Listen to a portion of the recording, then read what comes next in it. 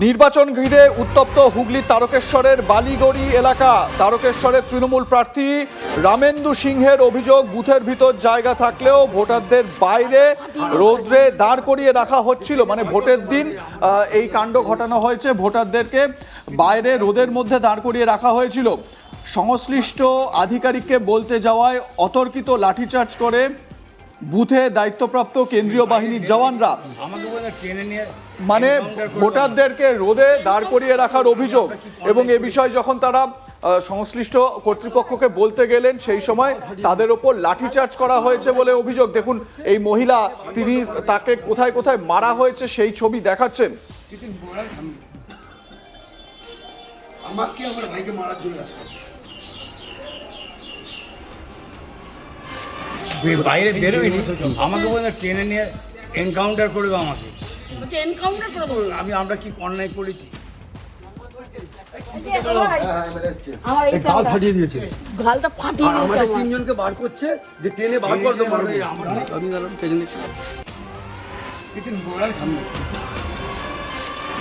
আমাকে আমার ভাইকে মারার জন্য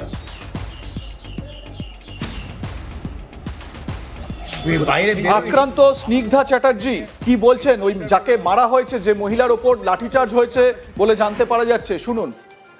ঘরের ভিতরে ঢুকে এসে বলছে ওদিকে বার করে দিন। আমি তখন জোরহাত করছি যে ওরা হার্টের পেশেন্ট, ওদিকে মারবেন না, আমরা তো ঘরের ভেতরে আছি। তখন বলছে জোরহাত করা, তখন কাপড়টা ধরে আমাকে পায়েতে বেঁধে, এইখানটা পায়ে বেঁধে পেটালো। দিদি বলতে গেছে বলে দিদিকে ঠাসে এক চোর। কারা মেরেছে? ওই একটা সিআরপির একটা সাদা রঙের জামা পরে মোটা লম্বা চওড়া একটা লাঠি এনেছে, বেশি কিছু বলে এনকাউন্টার করে দেবো। আক্রান্ত আরেক ব্যক্তি গুরুসদয় চ্যাটার্জি, তিনি কি বলছেন শুনুন, ওই পরিবারেরই আরেক ব্যক্তি। এই ব্যাপার আমরা আমাদের এখানে দাঁড়িয়ে গল্প করছি, তো আমরা নিজেদের মধ্যে গল্প টল্প করছি, হঠাৎ দিন ওইটা দিয়ে আমরা এইটা দিয়ে ছুটে এলো, এসি আমরা স্যার ঘর ঢুকে যাচ্ছি, বলে ঘর ঢুকছি, দরজা খুলে ভেতরে ঢুকে আমাকে বলে ওকে বার করে ওকে মারবো। লাস্টে আমাকে বাঁচাতে গিয়ে গেল, একে চাপ গেল, তারপরে আমার দিদিকে একটা চড় মারলো, মানে একটা এমন থাপড় মারলো, ক্যান্সার রুগী, এমন থাপড় মারলো দিদি ছিটকে পড়লো।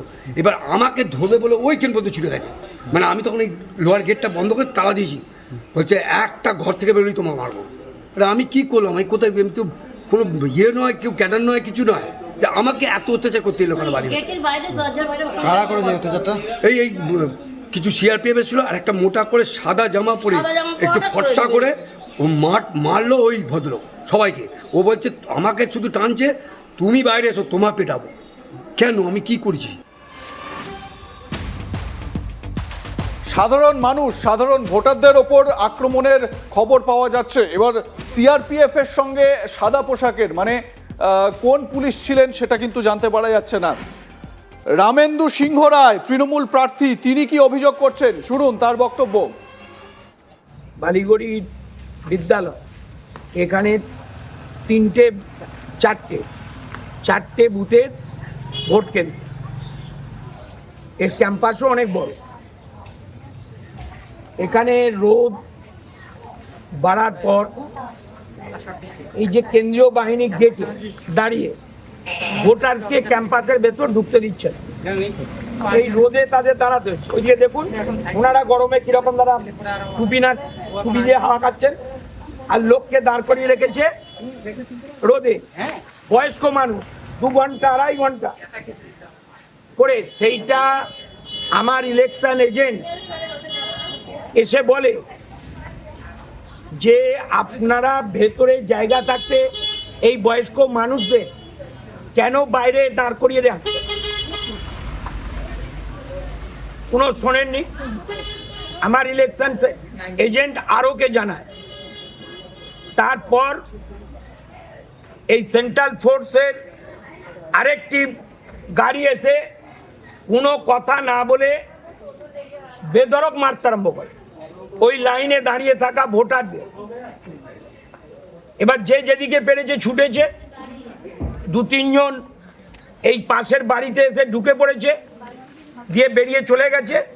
ওই বাড়ির একজন ক্যান্সার পেশেন্ট, তাকে মারধর করেছে, ওই বাড়ির একজনকে মারধর করেছে। আমার ইলেকশন এজেন্টকে মারধর করেছে। মহিলারাও আক্রান্ত হয়েছে। হ্যাঁ, মহিলাদেরকে মেরেছে, হ্যাঁ স্যার, মহিলাদেরকে মেরেছে, পায়ে মেরেছে, গালে মেরেছে। আমার রিলিভার, আমার ইলেকশন। এবারে আপনাদের শোনাবো বিজেপি প্রার্থী সন্তু পান, তার কি পাল্টা বক্তব্য শুনুন।